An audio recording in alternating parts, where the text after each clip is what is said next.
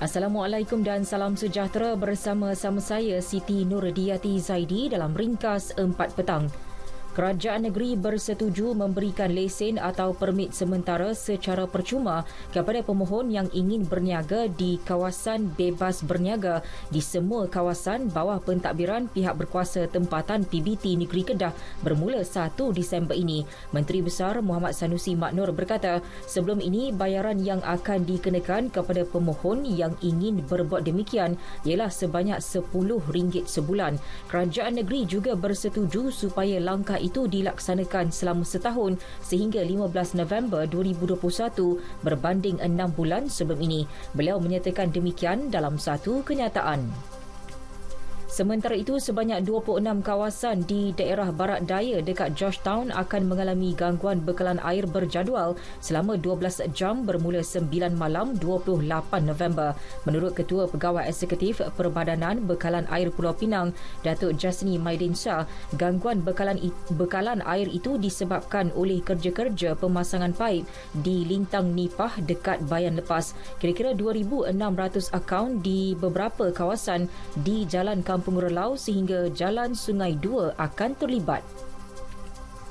Kadar indeks negeri Perak menunjukkan penurunan sebanyak 32% kepada 2,834 kes bagi tempoh Januari hingga Oktober tahun ini berbanding tempoh sama pada tahun lepas.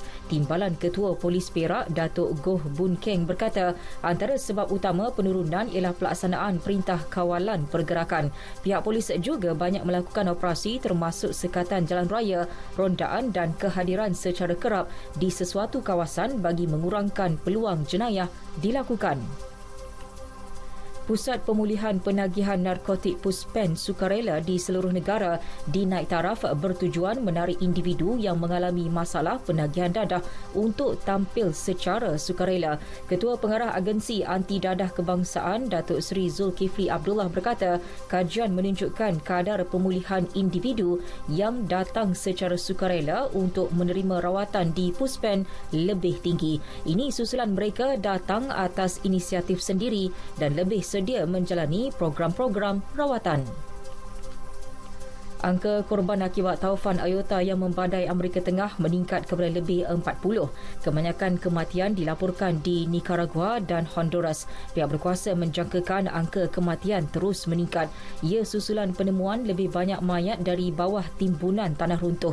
Kira-kira 160,000 penduduk di Nicaragua dan 74,000 penduduk Honduras turut diminta berpindah ke pusat perlindungan. Sekian berita yang disunting oleh Amy Noraliza Adenan dari Pusat Berita RTM. Assalamualaikum dan salam sejahtera.